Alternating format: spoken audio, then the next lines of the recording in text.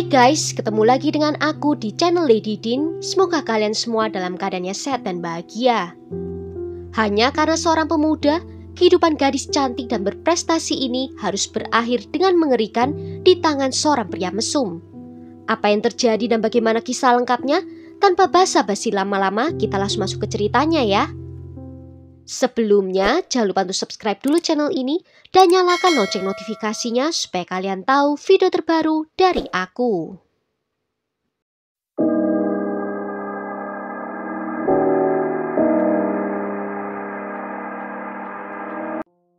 Jessica Linkin lahir pada tanggal 24 September 1975 di Columbia, Ohio, Amerika Serikat.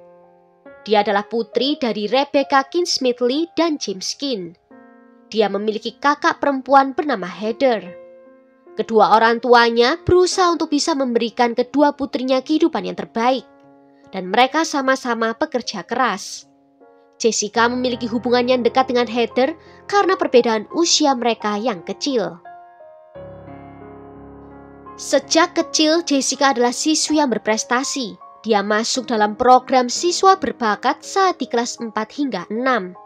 Kepala sekolah menggambarkan Jessica sebagai anak yang manis, cerdas, dan sangat ceria. Dia menonjol bukan hanya karena kepintaran akademisnya, tetapi juga berbakat dalam bidang musik. Dia bisa memainkan biola, piano, dan klarinet. Kakek dari pihak ibu dan ayah mengingat dia sebagai sosok yang terlihat matang dibandingkan usianya. Tetapi terlepas dari semua itu, Jessica hanyalah seperti anak lain pada umumnya. Dia suka menari, akting, dan melakukan olahraga senam. Saat itu keluarganya tinggal di sebuah kompleks apartemen sehingga banyak anak lain yang seusia dengannya. Dia berteman dekat dengan seorang anak yang baru saja berimigrasi dari Iran. Jessica yang pertama kali mengajaknya untuk berteman. Dan orang tua temannya itu memuji Jessica sebagai anak yang baik dan mau menerima putri mereka.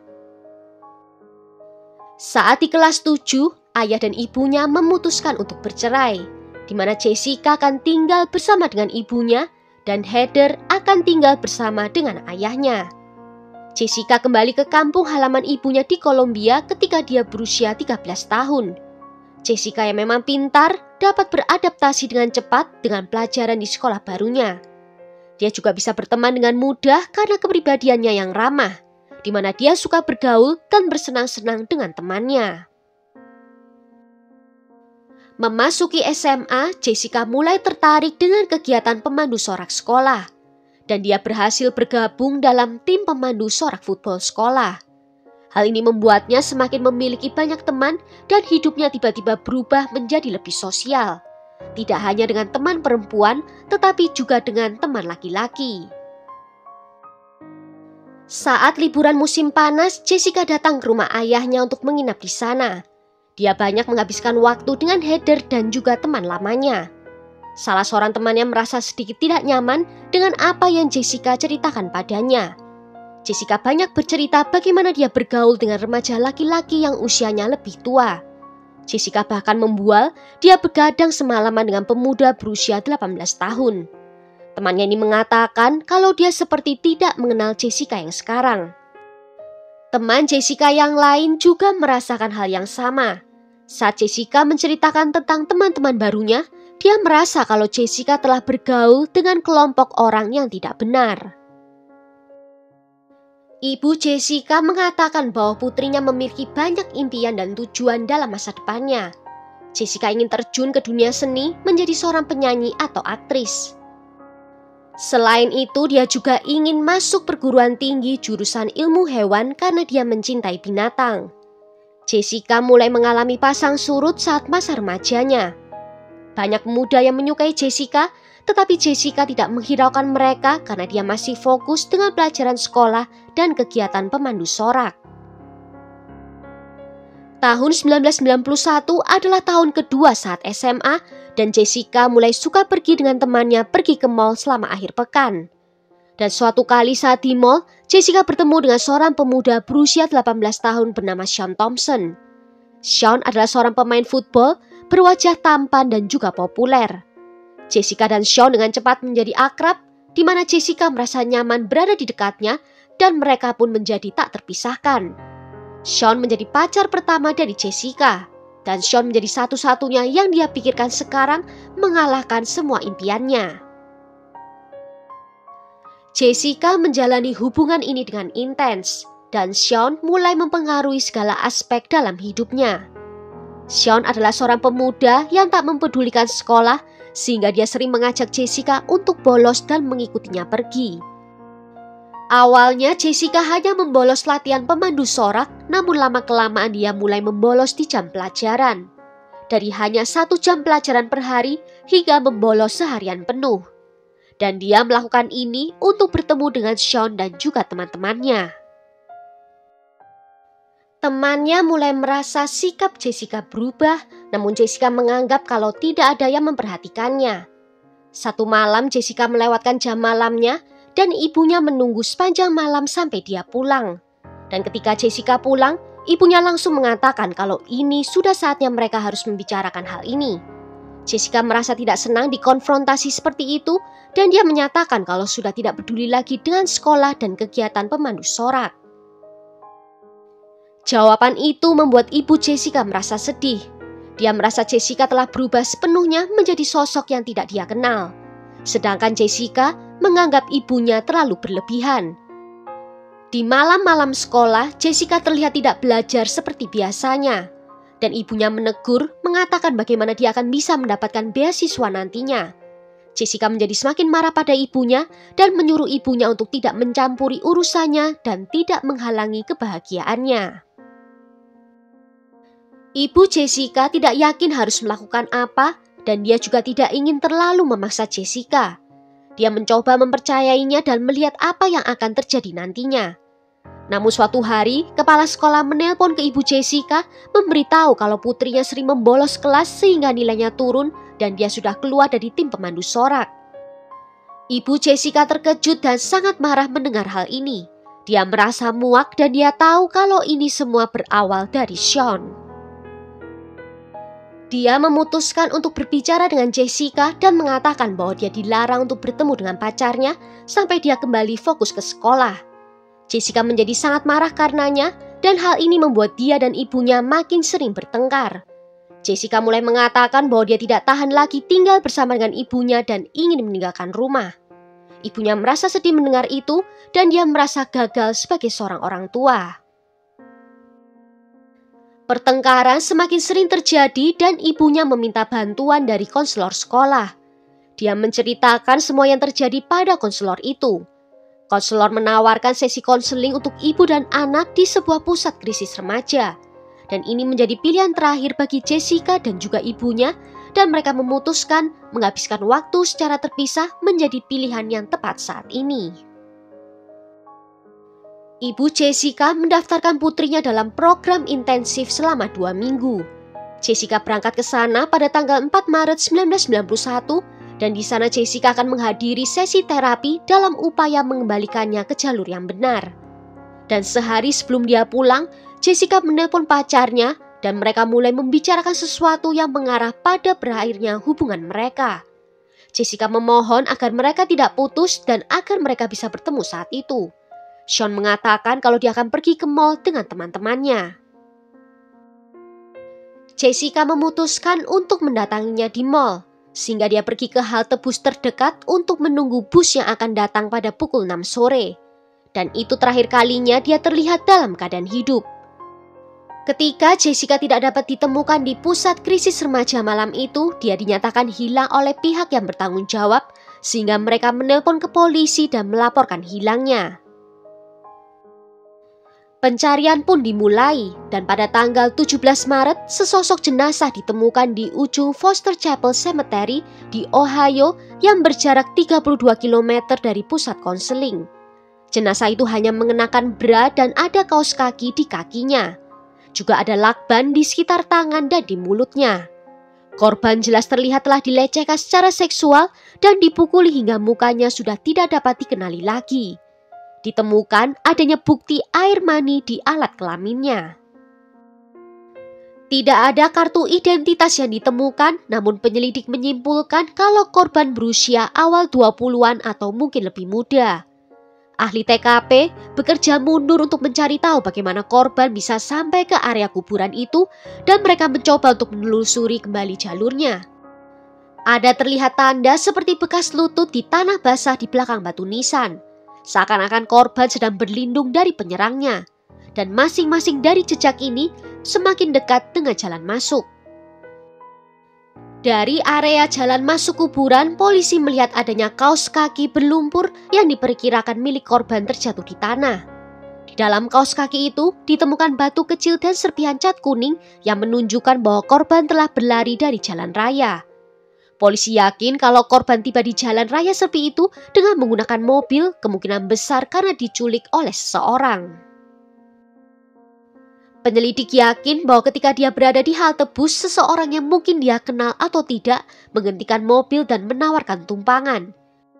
Berdasarkan apa yang mereka miliki, penyelidik yakin bahwa dia ditahan setidaknya selama 6 jam sebelum berhasil melarikan diri dari mobil.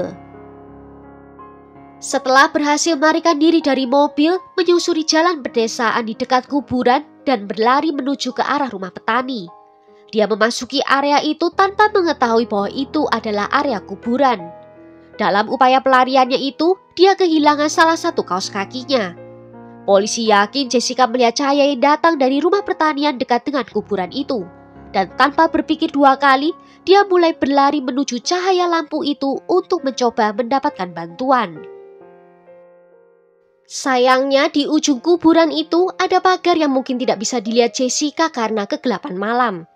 Jadi dia berlari menuju pagar dan menghantam salah satu pilar kayu dan kemudian jatuh ke tanah. Pelaku berhasil menemukannya dan memukul kepalanya pada batu nisan sehingga dia langsung meninggal. Polisi menemukan batu nisan yang berdarah dengan berat sekitar 30 kg yang terpecah menjadi 2. Dan mereka menyadari kalau ini adalah senjata pembunuhan. Agen khusus mengatakan kalau dia bertekad untuk melakukan segala yang dia bisa lakukan untuk menyelesaikan kasus ini. Dan kabar ditemukannya sesosok jenazah ini menyebar dengan cepat dan ibu Jessica merasa khawatir. Dia kemudian menelpon ke polisi dan mengatakan kalau putrinya masih menghilang. Polisi datang ke rumah Jessica dan meminta rincian dari ciri-ciri fisik Jessica. Dan polisi terkejut mendengar ciri-cirinya itu sama persis seperti jenazah yang ditemukan. Keluarga Jessica dipanggil untuk mengidentifikasi dan memang benar kalau jenazah yang ditemukan itu adalah Jessica. Dari hasil otopsi, dinyatakan kalau Jessica menderita patah tulang rahang, pendarahan otak dan cedera di lehernya. Jessica juga diketahui sempat tersedak darahnya sendiri. Ahli forensik menyebut kematiannya sangatlah menyakitkan dan rasa sakitnya itu bisa berlangsung selama berjam-jam hingga dia menghembuskan nafas terakhirnya. Ibu Jessica sangat trauma dengan kejadian ini karena keadaan Jessica saat ditemukan sangatlah mengerikan. Matanya menghitam dan bibirnya hancur serta terlihat banyak luka di tubuhnya. Dia mengatakan bahwa bayangan putrinya melarikan diri dalam kegelapan tengah malam di kuburan itu sangat menghantuinya. Dia juga merasa menyesal bahwa keputusannya untuk memasukkan putrinya dalam pusat konseling itu malah membawa putrinya mengalami kengerian di akhir hidupnya. Penyelidik dari Departemen Investigasi Kriminal Ohio memulai penyelidikan kasus ini dan tersangka pertama yang menarik perhatian mereka adalah pacar Jessica. Dia datang untuk diinterogasi bersama dengan teman-temannya. Lalu dilakukan pengambilan sampel untuk melihat apakah ada di antara mereka yang cocok dengan DNA yang ditemukan di tubuhnya Jessica. Dan hasilnya negatif bagi semua orang. Penyelidik merasa kalau mereka tidak memiliki bukti petunjuk yang lebih jauh. Satu-satunya bukti yang dapat ditemukan hanyalah bukti DNA yang ditemukan di tubuhnya Jessica. Tidak ada saksi mata dan tidak ada petunjuk lainnya. Lambat laun kasus ini menjadi kasus dingin, namun mereka tidak pernah melupakan kasus ini. Dan para penyelidik selalu meninjau kembali bukti-bukti dalam laporan dan memeriksa untuk melihat apakah ada sesuatu yang mereka lewatkan atau tidak.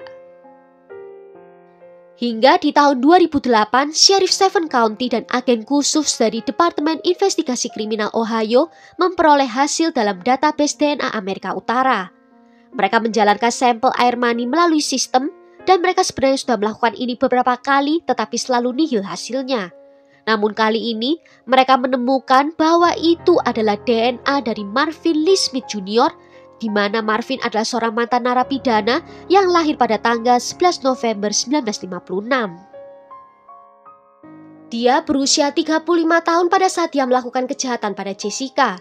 Dia pernah dijatuhi hukuman 9 tahun penjara karena pelecehan, penculikan, dan perampokan di Franklin County. Dia dibebaskan pada tahun 2000 dan diminta untuk memberikan sampel DNA agar polisi dapat memasukkannya ke dalam database. Dan hal ini membuatnya berhasil ditangkap dalam kasus Jessica di bulan April 2008. Pada tanggal 14 Mei 2008, dia secara resmi didakwa atas penculikan dan pembunuhan Jessica. Penuntut meminta hukuman maksimum, yaitu hukuman mati. Sidang dimulai pada tanggal 16 Februari 2009 dan untuk menghindari hukuman mati, Marvin mengaku bersalah. Dia mengakui kejahatannya dan mengaku bersalah yang tercatat dengan spesifikasi penganiayaan dan juga penculikan, sehingga dia terhindar dari hukuman mati. Dia juga mengaku di pengadilan bahwa dia sebenarnya menculik Jessica di halte bus pada tanggal 15 Maret 1991. Dia bertemu Jessica di halte itu dan menawarinya tumpangan. Namun bukan mengantarkannya ke tempat tujuan, dia malah membawanya ke area sepi dan melecehkannya berkali-kali selama berjam-jam. Lalu dia pergi ke daerah pedesaan di Madison County dan membuang pakaian Jessica keluar jendela dalam perjalanan di sana untuk membuang barang bukti. Dan saat itulah Jessica melompat dari mobil dan berusaha untuk melarikan diri. Saat itu sudah malam dan langit gelap, membuat Jessica tidak bisa melihat dengan jelas. Dan dia berlari ke area kuburan dan menuju ke tempat peristirahatan terakhirnya.